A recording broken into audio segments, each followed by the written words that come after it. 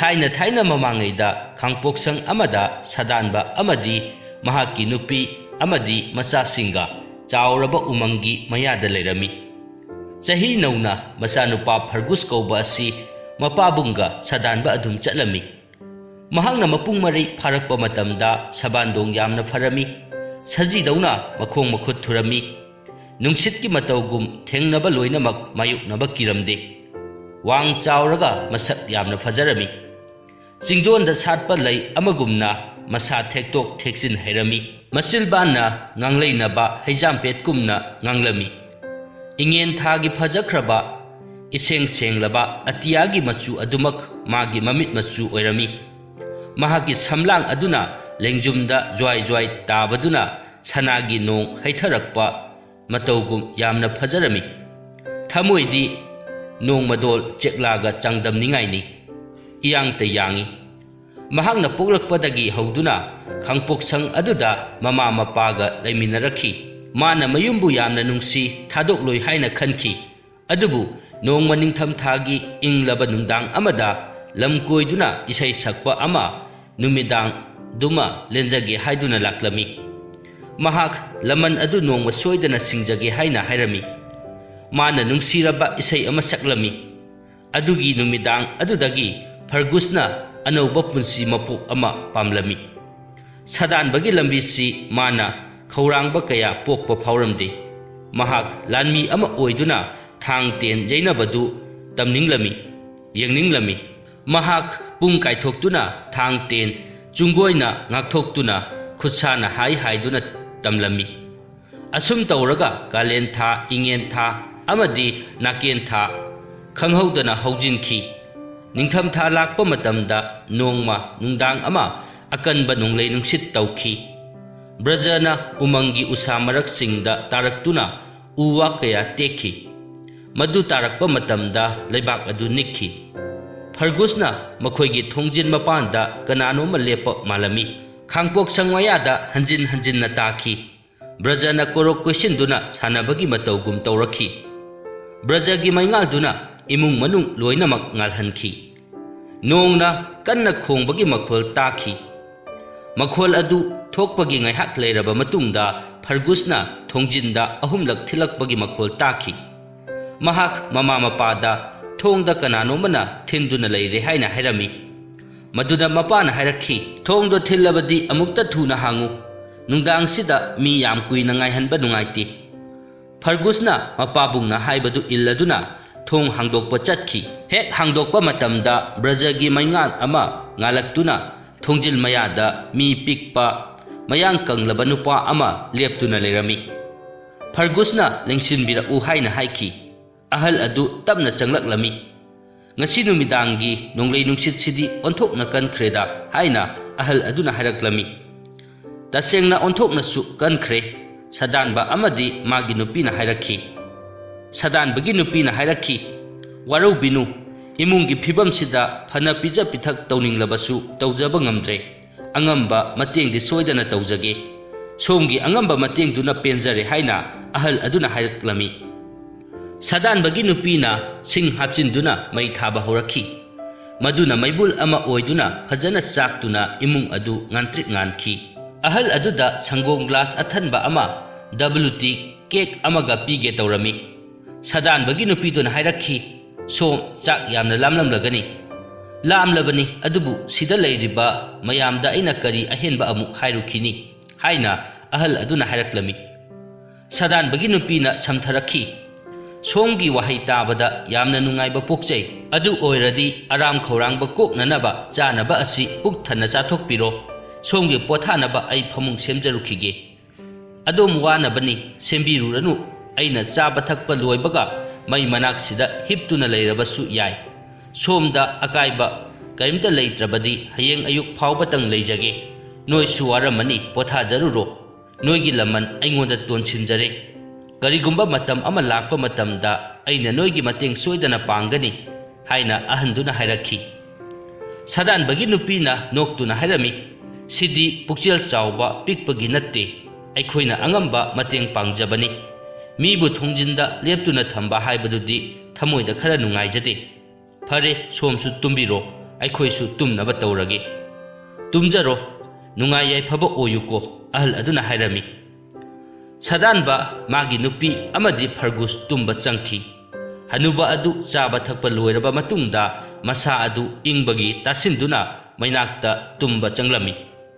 ꯄꯨꯡ ꯑꯃ ꯂꯩꯔꯕ ꯃꯇꯨꯡꯗ ꯅꯣꯡꯒꯤ ꯈꯣꯜꯂꯥꯎ ꯇꯥꯕꯗ ꯐꯔꯒꯨꯁ ꯇꯨꯝꯕ ꯍꯧꯒꯠꯂꯛꯈꯤ ꯅꯣꯡ ꯈꯣꯡꯕ ꯍꯦꯛ ꯂꯦꯞꯄꯒ ꯊꯣꯡꯖꯤꯟꯗ ꯊꯣꯡ ꯑꯍꯨꯝꯂꯛ ꯊꯤꯟꯕꯒꯤ ꯃꯈꯣꯜ ꯇꯥꯔꯝꯃꯤ ꯃꯗꯨ ꯇꯥꯕꯗ ꯃꯍꯥꯛꯅ ꯃꯃꯥ ꯃꯄꯥꯗꯨ ꯍꯧꯗꯣꯛꯇꯨꯅ ꯍꯥꯏꯔꯝꯃꯤ ꯃꯃꯥꯅ ꯃꯉꯣꯟꯗ ꯊꯨꯅ ꯍꯧꯒꯠꯇꯨꯅ ꯊꯣꯡ ꯍꯥꯡꯂꯨꯁꯣ ꯃꯄꯥꯟꯗ ꯃꯤ ꯀꯨꯏꯅ ꯊꯝꯒꯅꯨ ꯍꯥꯏꯅ ꯍꯥꯏꯈꯤ ꯃꯄꯥꯟꯗ ꯃꯁꯥ ꯁꯣꯟꯕꯤ ꯑꯍꯜ ꯑꯃ ꯂꯦꯞꯇꯨꯅ ꯂꯩꯔꯝꯃꯤ ꯐꯔꯒꯨꯁꯅ ꯃꯥꯕꯨ ꯀꯧꯁꯤꯟꯕꯤꯈꯤ ꯅꯣꯡꯖꯨꯅ ꯀꯜꯂꯕ ꯅꯨꯡꯗꯥꯡꯁꯤꯗ ꯆꯪꯍꯟꯕꯤꯔꯛꯄꯒꯤ ꯅꯣꯏꯕꯨ ꯏꯁꯣꯔꯅ ꯊꯧꯖꯥꯟꯕꯤꯕ ꯑꯣꯏꯁꯅꯨꯀꯣ ꯅꯨꯄꯤ ꯑꯍꯜ ꯑꯗꯨꯅ ꯍꯥꯏꯔꯝꯃꯤ ꯁꯥꯗꯥꯟꯕꯒꯤ ꯅꯨꯄꯤꯅ ꯃꯃꯣꯟ ꯅꯣꯛꯈꯤ ꯅꯨꯡꯗꯥꯡꯁꯤꯗ ꯃꯤꯕꯨ ꯀꯔꯝꯅ ꯃꯄꯥꯟꯗ ꯊꯝꯒꯅꯤ ꯃꯗꯨ ꯍꯥꯏꯔꯝꯂꯒ ꯁꯪꯒꯣꯝ ꯑꯃꯗꯤ WT ꯀꯦꯛꯇꯨ ꯄꯨꯊꯣꯔꯛꯈꯤ ꯁꯤꯗꯒꯤ ꯍꯦꯟꯕ ꯄꯤꯖꯅꯕ ꯂꯩꯖꯗ꯭ꯔꯦ ꯏꯃꯥ ꯉꯥꯛꯄꯤꯒꯅꯤ ꯌꯥꯝꯕꯨ ꯌꯥꯝꯃꯜꯂꯕꯅꯤ ꯁꯤꯗꯒꯤꯗꯤ ꯅꯣꯏꯁꯨ ꯄꯣꯊꯥꯖꯔꯨꯔꯣ ꯑꯩꯁꯨ ꯑꯩꯅ ꯉꯝꯅꯕ ꯇꯧꯖꯔꯒꯦ ꯅꯨꯄꯤ ꯑꯍꯜ ꯑꯗꯨꯅ ꯍꯥꯏꯔꯛꯂꯝꯃꯤ ꯁꯣꯝꯒꯤ ꯐꯃꯨꯡ ꯐꯥꯎꯗꯤ ꯁꯦꯝꯖꯔꯝꯒꯦ ꯁꯥꯗꯥꯟꯕꯒꯤ ꯅꯨꯄꯤꯅ ꯀꯣꯊꯔꯛꯂꯝꯃꯤ ꯌꯥꯔꯅꯤ ꯀꯩꯁꯨ ꯀꯥꯏꯗꯦ ꯆꯠꯂꯣ ꯇꯨꯝꯃꯨꯔꯣ ꯃꯩ ꯃꯅꯥꯛꯁꯤꯗ ꯑꯩ ꯇꯨꯝꯖꯔꯒꯦ ꯍꯥꯏꯅ ꯑꯍꯜ ꯑꯗꯨꯅ ꯍꯥꯏꯔꯝꯃꯤ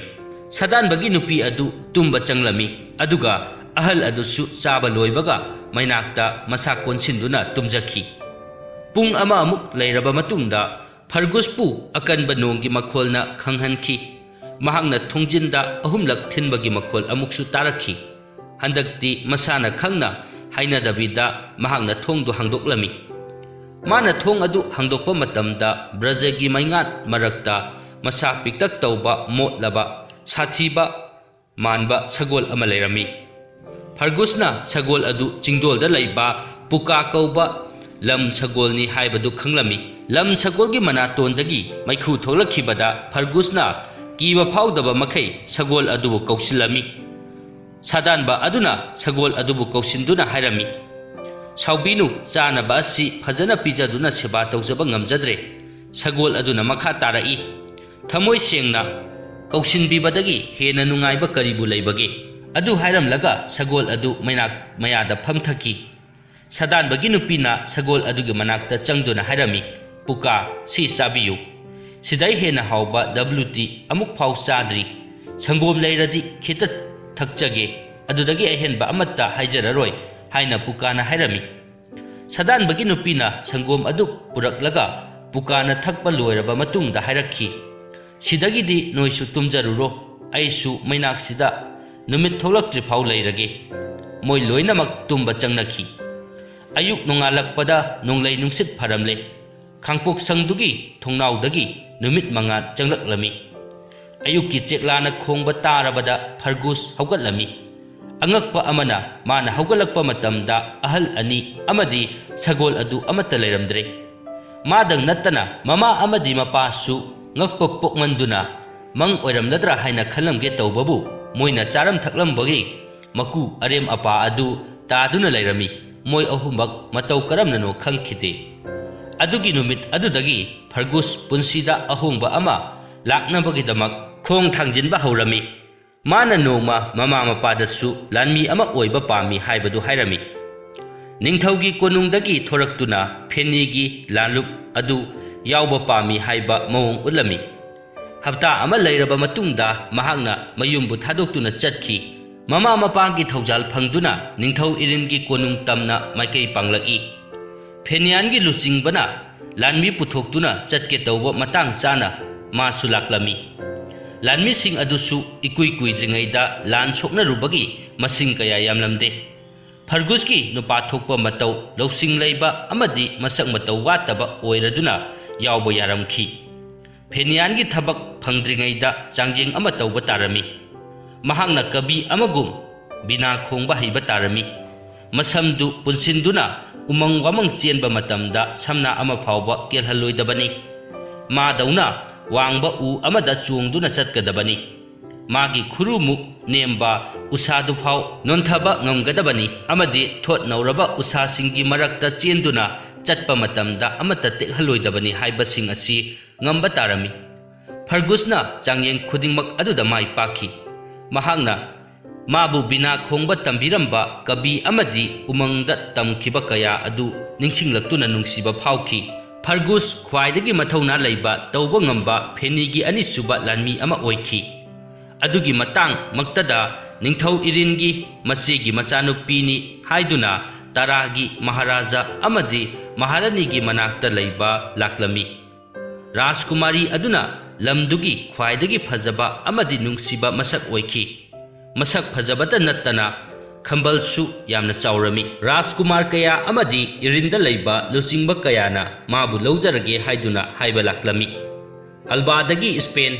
ꯑꯃꯗꯤ ꯒ꯭ꯔꯤꯁꯇ ꯂꯩꯕ ꯑꯊꯥꯞꯄ ꯂꯝ ꯀꯌꯥꯗꯒꯤ ꯃꯥꯕꯨ ꯐꯪꯅꯕ ꯍꯣꯠꯅꯕ ꯂꯥꯛꯈꯤ꯫ ꯁꯃꯨꯗ꯭ꯔꯒꯤ ꯏꯄꯥꯛ ꯀꯌꯥ ꯂꯥꯟꯗꯨꯅ ꯔꯥꯖꯀꯨꯃꯥꯔꯤꯗꯕꯨ ꯌꯦꯡꯖꯔꯗꯤ ꯍꯥꯏꯅ ꯂꯥꯛꯄ ꯀꯨꯡꯒꯥꯏ ꯑꯃꯅꯤ꯫ ꯑꯗꯨꯕꯨ ꯔꯥꯖꯀꯨꯃꯥꯔꯤꯅ ꯋꯥꯁꯛ ꯑꯃ ꯁꯛꯈꯤ ꯃꯗꯨꯗꯤ ꯅꯤꯡꯊꯧ ꯏꯔꯤꯟꯒꯤꯗ ꯂꯩꯕ ꯂꯨꯆꯤꯡꯕ ꯀꯕꯤ ꯑꯃꯒꯨꯝꯅ ꯕꯤꯅꯥ ꯈꯣꯡꯕ ꯍꯩꯕ, ꯇꯔꯥꯒꯤ ꯁꯒꯣꯜꯒꯤ ꯂꯝꯖꯦꯜꯗ ꯃꯀꯣꯛ ꯊꯣꯡꯕ, ꯃꯥꯒꯤ ꯂꯨꯍꯣꯡꯕꯒꯤ ꯐꯤꯖꯣꯜꯗꯨ ꯆꯨꯝꯊꯥꯡ ꯇꯔꯦꯠꯀꯤ ꯃꯆꯨꯅ ꯁꯥꯗꯨꯅ ꯊꯨꯞꯆꯤꯟꯕ ꯃꯇꯝꯗ ꯃꯍꯥꯛꯀꯤ ꯉꯧꯔꯕ ꯈꯨꯠꯁꯥ ꯑꯗꯨ ꯆꯟꯍꯟꯒꯗꯕꯅꯤ ꯍꯥꯏꯕꯁꯤꯡ ꯑꯁꯤ ꯊꯝꯂꯝꯃꯤ꯫ ꯑꯗꯨꯕꯨ ꯃꯁꯤꯁꯤꯡ ꯑꯁꯤꯗꯤ ꯀꯅꯥ ꯑꯃꯠꯇꯅ ꯇꯧꯕ ꯉꯝꯂꯝꯗꯦ꯫ ꯃꯣꯏꯅ ꯔꯥꯖꯀꯨꯃꯥꯔꯤ ꯑꯁꯤ ꯅꯨꯄꯥ ꯐꯪꯗꯅ ꯄꯨꯟꯁꯤ ꯂꯣꯏꯁꯤꯟꯈ꯭ꯔꯅꯤ ꯍꯥꯏꯅ ꯈꯟꯅꯈꯤ꯫ ꯅꯣꯡꯃ ꯐꯦꯅꯤꯌꯥꯟꯒꯤ ꯂꯥꯟꯃꯤꯁꯤꯡ ꯄꯨꯟꯁꯤꯟꯗꯨꯅ ꯀꯥꯡꯖꯩ ꯁꯥꯟꯅꯗꯨꯅ ꯂꯩꯔꯝꯃꯤ꯫ ꯐꯔꯒꯨꯁꯅ ꯔꯥꯖꯀꯨꯃꯥꯔꯤ ꯑꯗꯨ ꯂꯦꯞꯄꯒ ꯌꯦꯡꯂꯛꯄ ꯎꯔꯝꯃꯤ꯫ ꯐꯔꯒꯨꯁꯅ ꯔꯥꯖꯀꯨꯃꯥꯔꯤ ꯍꯦꯛ ꯎꯕꯒ ꯉꯥꯎꯈꯤ꯫ ꯇꯨꯝꯕ ꯆꯥꯕ ꯈꯪꯗꯕ ꯃꯈꯩ ꯔꯥꯖꯀꯨꯃꯥꯔꯤꯒꯤ ꯋꯥꯈꯜꯗ ꯂꯨꯞꯈꯤ꯫ ꯃꯍꯥꯛꯅ ꯔꯥꯖꯀꯨꯃꯥꯔꯤꯒꯤ ꯅꯨꯡꯁꯤꯕꯕꯨ ꯁꯣꯟꯖꯈꯤ꯫ ꯇꯔꯥꯒꯤ ꯑꯆꯧꯕ ꯃꯦꯂꯥꯒꯤꯗꯃꯛ ꯃꯤ ꯈꯨꯗꯤꯡꯃꯛ ꯊꯧꯔꯥꯡ ꯇꯧꯔꯝꯃꯤ꯫ ꯐꯦꯅꯤ ꯃꯌꯥꯝ ꯑꯃ ꯑꯌꯨꯛꯇꯒꯤ ꯅꯨꯃꯤꯗꯥꯡ ꯐꯥꯎꯕ ꯃꯦꯂꯥꯒꯤ ꯁꯥꯟꯅꯕꯗ ꯌꯥꯎꯅꯕ ꯁꯥꯟꯅ ꯈꯣꯠꯅꯕꯗ ꯄꯨꯛꯅꯤꯡ ꯂꯨꯞꯇꯨꯅ ꯂꯩꯔꯝꯃꯤ꯫ ꯐꯔꯒꯨꯁꯅ ꯔꯥꯖꯀꯨꯃꯥꯔꯤ ꯂꯥꯛꯀꯅꯤ ꯈꯪꯗꯨꯅ ꯔꯥꯖꯀꯨꯃꯥꯔꯤꯕꯨ ꯁꯨꯝꯍꯠꯅꯕ ꯃꯥꯒꯤ ꯑꯉꯝꯕ ꯊꯧꯅꯥ ꯂꯤꯡꯖꯦꯜ ꯄꯨꯊꯣꯛꯇꯨꯅ ꯍꯤꯔꯝ ꯈꯨꯗꯤꯡꯃꯛꯇ ꯀꯥꯗꯕ ꯌꯥꯗꯦ ꯍꯥꯏꯅ ꯈꯟꯈꯤ꯫ ꯑꯥꯒꯁꯀꯤ ꯇꯥꯡ ꯑꯃꯗ ꯃꯦꯂꯥ ꯑꯗꯨ ꯍꯧꯔꯝꯃꯤ꯫ ꯍꯞꯇꯥ ꯑꯃꯐꯥꯎ ꯐꯥꯗ꯭ꯔꯤꯉꯩꯗ ꯆꯥꯎꯈ꯭ꯔꯕ ꯏꯔꯤꯟꯒꯤ ꯂꯝ ꯑꯗꯨ ꯃꯤꯅ ꯄꯤꯛ ꯊꯟꯈꯤ꯫ ꯔꯥꯖꯀꯨꯃꯥꯔ ꯑꯃꯗꯤ ꯂꯥꯟꯃꯤ ꯀꯌꯥ ꯁꯒꯣꯜꯗ ꯇꯣꯡꯗꯨꯅ ꯂꯥꯛꯂꯝꯃꯤ꯫ ꯕꯤꯅꯥ ꯈꯣꯡꯕ 100ꯃꯨꯛ,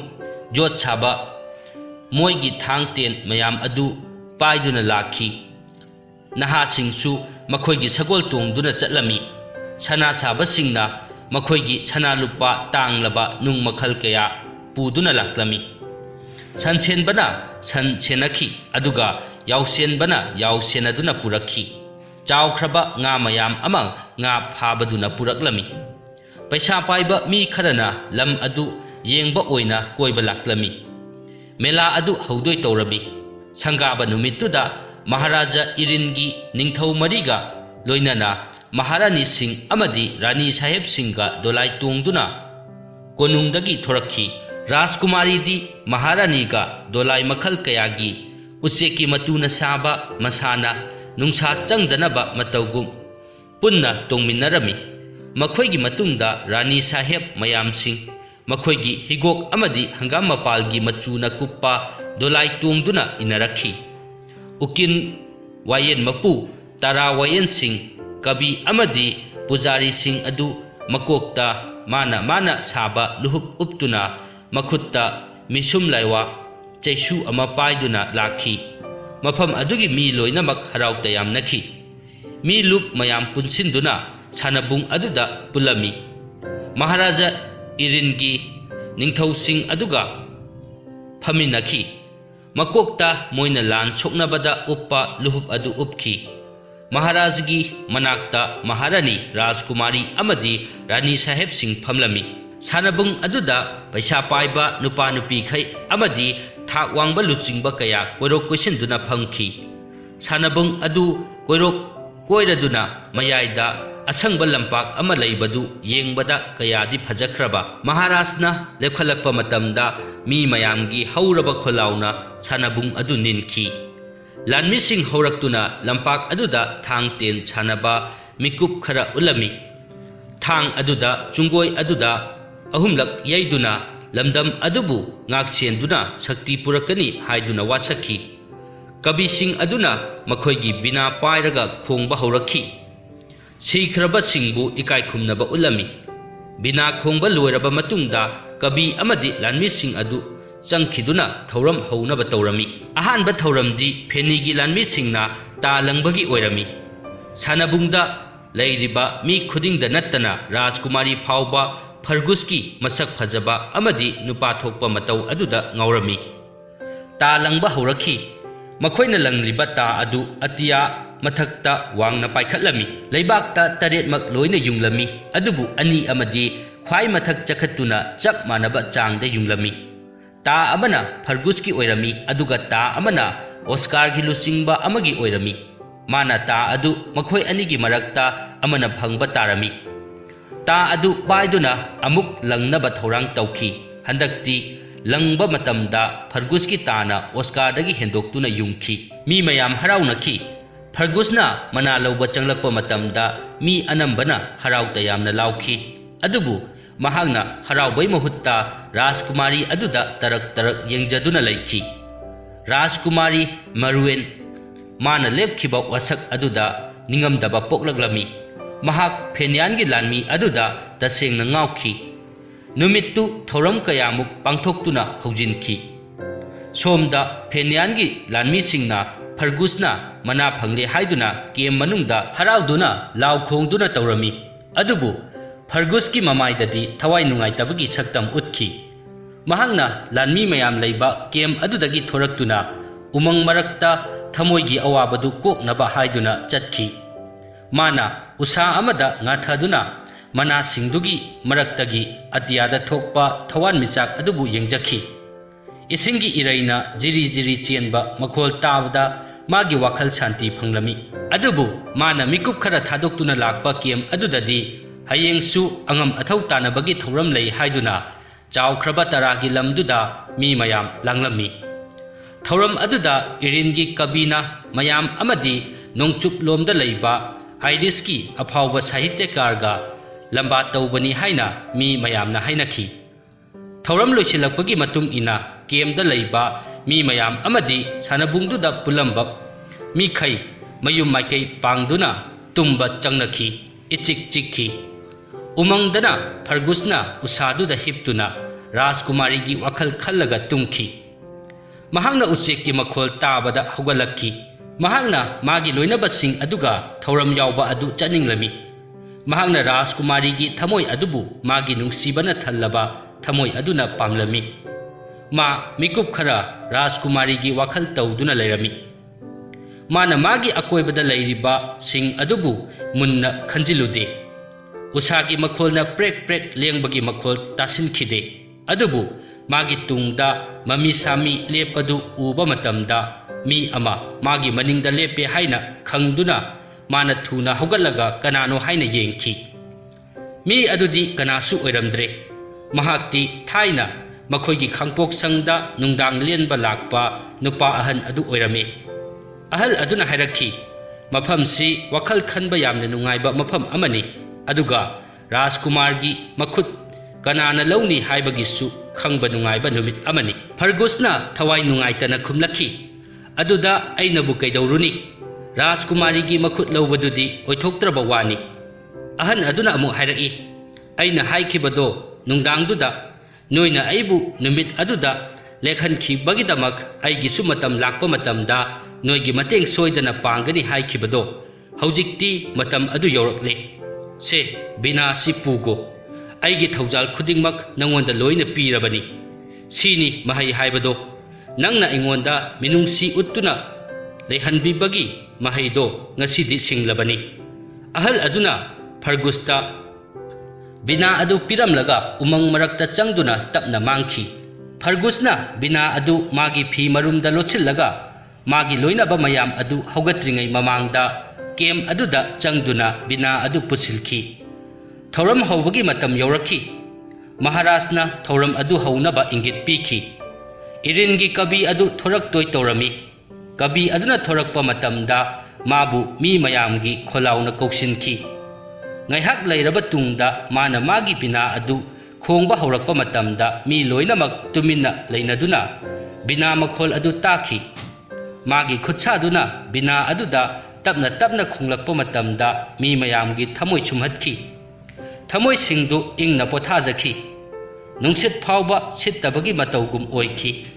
मागी बिना मखोल ताबदा मी खरना थमोय नुंगाइतना कपचखी खरा अमना थमोय यांगना हराउना तानखी नुमित की मंगाल ममाई सिंगदा यैबदा चेंथरिबा पिरांग सिंगदु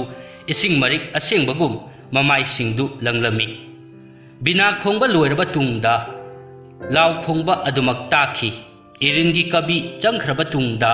नोंचुपलोंगी साहित्यकार अदु थोरकलमी महाक्सु थोरकपा मतमदा मी सिंगदुना लावखी माना खोंगबा हौरकपा मतमदा समुद्रदा लैबा nga nupi mayamgi phazaraba khonjelgi mattawgum magi binagi khonjel oikhi saraba kalengi nungsada inglaba ising marakta sanabagumbani binagi makhol adu tapna khongtharakhi handakti ising iraina kanna yeibagum nungchit kiba khangdaba maikei sitpagumna mana khongki bina khongba adu harau tayamba amuk onthokhi khongba loirabada hanagi matawgum mi khudingmak harauduna laukhi makhoi ani adugi marakta kanana kagani haiba khanglamde kabi ani adu khongba loiraba matungda sanaroi ama amuk thoklaklami sanaroi gi masak adu ubada sanabungda leiriba miyam pumnamakna lauba haunarakhi sanaroi adudi atai kana sunatte sadanbagi macha Fergusni mi loinamak Fergus pup yenglami adubu Rajkumari dauna mamit kuptaba makai thawai taana yengjaba adudi kanasu yauramde mana bina adu tabna khongba haurakpa matamda bina adugi makhol adu kalenda silakpa ingli tauba nungsitna umangi una wana marakta liri sitpagum ayukki chengla singna ngantana hugatlaga harauna usa singi marakta khonglaga chanabagum luraba umangi marakta isingi ichelna tapna chenbagi makhol gumna binagi makhol adu inglami tapna sathek naina kalenda isingi irikna asangba napida pakpagumna nungthilgi matamduda mi khudingna thawai tana tarami nungsi khraba makhol aduna mi bu sumhattuna haibam tawpham khangan khide sanabungduda leiba mi singi marakta nupa ahal adu leirami mahaki lengjumda tongliba uchek khambang chakit nungsiba makhol aduna khonglakpa matamda umangda leiriba uchek makhai paithораktuna sanabung aduda kausinduna binagi sur adubu panduna khongduna sakpa yauramkhi mi mayam ngangwan khiduna bina khongba karam kanda loikhi haiba khangauramde Fergus mana laubagi wakhal thoina khanjakhide mi mayam lauba haunarakhi iringi luchingbadugi lamba amadi leire haiduna haraunakhi adubu Rajkumari di masada ningamdabagi nungaitabaduna thamoi chakhankhi thauram kaya amasu watli adubu Fergusti mafam adudagi thoraktuna umangda pothaba amuk lakhi ayukta tawgadaba sagol lamjeldugi khanbada mahak thamoi warami liklamda leiba sagol angaubaduga changdamnaba kaidongaidassu yaroi haina masana khangjakhi numit tadriba phawba mahak usaduda hiptuna ngasigi sanaba kaba adu khanbagi mahutta Rajkumari gi wakhal khanduna leirami mahak tumba yakhide numit thoglakpada mana kemta hanbai mahutta umangi manung thitna changlami napi gi marum amada saji macha lotpa urami mahakna madu uraga mahakna angang oiringai nungsi khraba warising adu ningsinglakhi masada mayumdo thadok charamdrabadi haina khanjakhi mahakna saji adubu mamit kuptaba makhai yengliba matamduda ikhang khanghaudana saji macha adu mangkhi saji adugi mahutta chingdonda leiba lam sagol puka adu thoraklami puka na haraklami aina haikibado matam yaurakpa matamda somgi laman soidana singani haiduna matam ado yaurakle matam asi manghanba yade numitti ngahak leira changkhrani sagol angaubadusu laktuna leiramani chatlasi tongkhala o lao aduga masima khangu achonba thamoi karimata tawba ngamdabani Fergusna matam manghandana pukagi maningda kakhatpa matamda motlamba sagol adugi masam adu mugagi langdauna tanan phajarami Maharajna sagol angauba aduga lamba panaba kanamata thorakti haiduna lauthokke tawba matamda Fergusna pukagi maningda phamduna sanabung aduda thoraklami mi mayamna Fergus pu uba matamda laubaduna atiyada paiba uchek phawba khangki सानबुंग अदुदा लैबा नुजाखैना मखोइदा यालिबा फी अदु मालंगदा high हुमदुना सानरमी चुंगोइगी मखोल हेक ताबगा सगोल अनिमक चेनबा हौरखी लिगलमगी सगोल अदुना तंखाई यौद्रिङैदा फर्गुस अमदी मागी lump सगोलना हाना पंथुंफम यौखी मी खुदिंगमक हराउदुना वा लाउनखी फर्गुसना लाउबा तादबा मखै राजकुमारीदा अनिंगबा अमा याउना महांगना येंजखिरमी राजकुमारी मागी वसक्तुदा नुंगाइतबा पोखी अदुबु माना फर्गुस चुमथांग तरेटकी फिजोल अदुदी शक्ति याउरफाव कैदौङैदसु पिरक्पा ngमोइ हाइना खनखी फर्गुसना नुमित ताबा मतमदा उमंगदा अमुक चटलमी अदुबु हंदक्ति अनिंगबा अमगा लोइनाना चटलमी महांगना मखोंग अदु इसिंगी इचेलदुदा लुप्तुना उसादुदा अमु ngaramखी अयुक नोंगालकपगी हेक हौगतपगा मागी ममांगदा खांपोक संगदा नुंदांग लेलंबा नुपी अहल अदु लेरंबा उबदा ngakpa पोखी नुपी अदुना हाइरमी नंग राजकुमारी अदु सोइदना फंगनी मागी थमोय नहाकीनी नंगी लमन सिंगलनी खनबदा वखल से यांगी नंगना नबुक चेल चाउदुना अइबु लैनबा मफम पीबी बगीदमक अइना नंगी अंगंबा मतेंग पांगनी नंग ngasimak राजकुमारी अदु फंगलगदबनी मानसु नंगबु खौरांग नाइजरीबनी लमदमसिदा फंगदबा फिजोल अदु हौजिंगमक अइना पीगनी चलो उमंगसिदा हौबा लैरांग अफंगबा मखै हेकलु अइ राजकुमारी दौना तनौ तनौबा चुमथांग तरेट की फिजोल अमा सारकी फर्गुस हराउ मनखिदुना लै हेकलगा पुरखी मिकुट अमदा अहन अदुना लुहोंगबगी फिजोल अदु साखी फिजोल अदु इमोन मोनबा इयांग यांगबा चुमथांग मचु ओइदुना यामना फजखी अहल अदुना हाइरखी चलो फर्गुस अइगी थौजालदगी ngasi राजकुमारी फंगबा ओइजरो लुहोंगबा मतुंगदसु हौजिक तौना पुक्चेल चावबा पुक्चेल फबा अदुम ओइदुना लाइरबगी मतेंग पांगुखो फर्गुसना फिजोल अदु लौदुना तरादा चटखी मेलादुगी अरोइबा नुमित्सु ओइरमी कविता मयामना बिदाय लौरबा मतम अदुदा फर्गुस अमदी फेनियान लानमी सिंगा लोइनना सानबुंग अदुदा चंगलखी अदुगा महारानीगी ममांगदा लेपलदुना चुमथांग तरेटकी फिजोल अदु उत्तुना हाइरमी इनिंगथौ अमदी महारानी इकाई खुमनना इकोक नोंजरी राजकुमारी अदु अइगी खुत्ता सिनबिरो इनिंगथौ अइना थौरम कया सिंगदा कवि अमदी लिगलमगी सगोलबु माइथीबा पीखरे अदुगा राजकुमारीना चुमथांग तरेटकी फिजोल हाइबदो सिदा लैरे फिजोल असिमक राजकुमारीगी पिकलबा खुत्सा असिदा चनबा ngमगनी महाराजना हाइरमी फरे राजकुमारी असि नखुत्ता सिनद्रिङै ममांगदा वालिबा चांगयें अदु मतंगा उलमखो राजकुमारीना फर्गुसदगी फिजोल अदु लौरगा येंगबदा फिजोल अदु मखुत मचादुदा चलमी राजकुमारीना हराउदुना हाइखी इनिंगथौ महांगना मागी वा ngakle